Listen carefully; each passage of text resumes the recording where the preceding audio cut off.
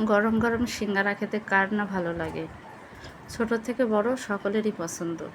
তাহলে খুব সহজ উপায়ে ঘরেই বানিয়ে ফেলুন সিঙ্গারা। হ্যালো এভরিওয়ান, আসসালামু আলাইকুম। কেমন আছেন সবাই? আলহামদুলিল্লাহ আমি ভালো আছি।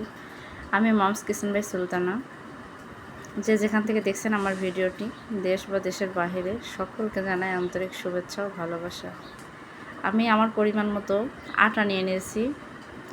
অল্প একটু কালো জিরা ব্যবহার করলাম, 1 চামচ চিনি, স্বাদ মতো লবণ, 1 চামচ পরিমাণ তেল দিয়ে ভালো করে শুকনো উপকরণগুলো মেখে নিচ্ছি। ভিডিওর শুরুতে বলছি, যারা আমার ভিডিওটি দেখছেন প্লিজ পুরো ভিডিওটি স্কিপ না করে দেখার অনুরোধ রইল। আর ভিডিওর শুরুতেই একটি লাইক দিয়ে অবশ্যই ভিডিওটা দেখবেন। নর্মাল পানি অল্প অল্প করে দিয়ে আমি একটা রুটির ডো বানিয়ে নেব। আমরা রুটি বানাই যেভাবে ডোটা বানাই, ঠিক সেম প্রসেসে একটা ডো বানিয়ে নিলাম। এই যে দেখতে পাচ্ছেন, আমি কোনো রেস্টে রাখলাম না, এখনই বানিয়ে ফেলবো। আজকের রেসিপিটা হচ্ছে ঝটপট যেন করে নেওয়া যায় সেই হিসাবে ইনস্ট্যান্ট সিঙ্গারা যাকে বলে, একদমই ঝটপট অল্প একটু সময়ের মধ্যে বানিয়ে নিতে পারবেন। যদি পুরটা আগে থেকে রেডি করা থাকে তাহলে তো কোনো কথাই নাই।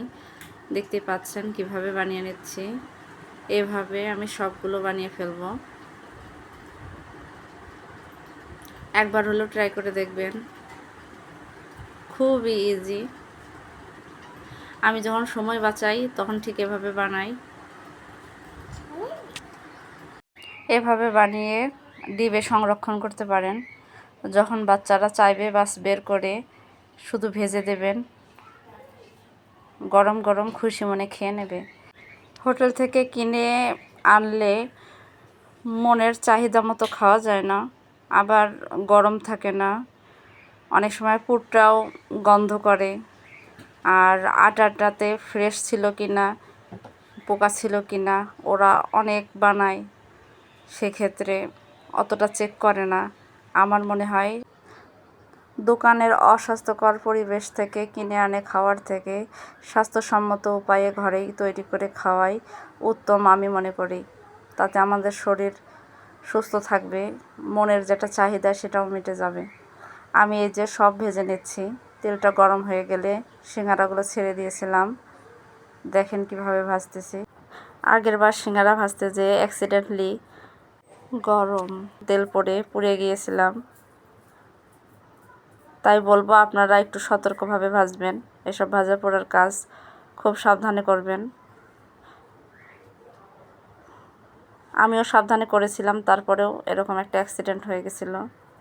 গরম গরম এই সিঙ্গারা খেতে কিন্তু খুবই মজা লাগে। একবার হলেও বাড়িতে ট্রাই করে দেখবেন। আর ভালো লাগলে অবশ্যই আমার কমেন্ট বক্সে এসে কমেন্ট রেখে যাবেন। আর আপনারা কিভাবে সিঙ্গারা বানান সেটাও আমাকে বলতে পারেন। যারা এতক্ষণ আমার সাথে আমার ভিডিওটি দেখলেন তাদেরকে জানাই অসংখ্য ধন্যবাদ। আর যদি লাইক দিতে ভুলে যেয়ে থাকেন তাহলে এখনই একটি লাইক দিয়ে দেন। এই দেখেন, কথা বলতে বলতে আমার সিঙ্গারাগুলো ভাজা হয়ে যাচ্ছে। আর একটু ব্রাউন হয়ে গেলে আমি উঠিয়ে নেব।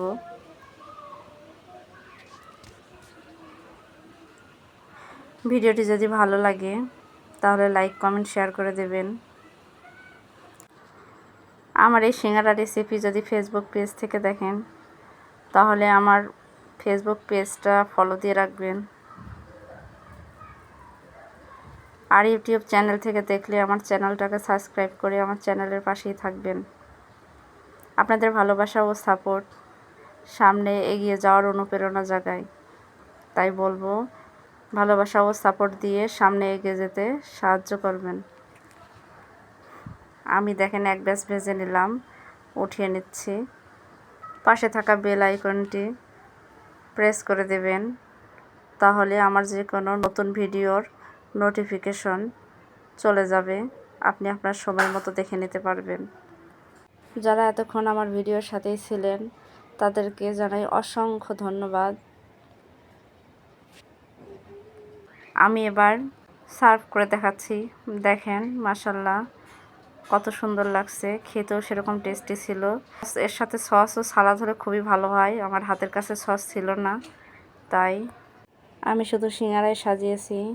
ভালো থাকবেন, সুস্থ থাকবেন। আজকের মতো এখানে বিদায় নিচ্ছি। আবারও নতুন ভিডিওর সাথে দেখা হবে। আল্লাহ হাফেজ।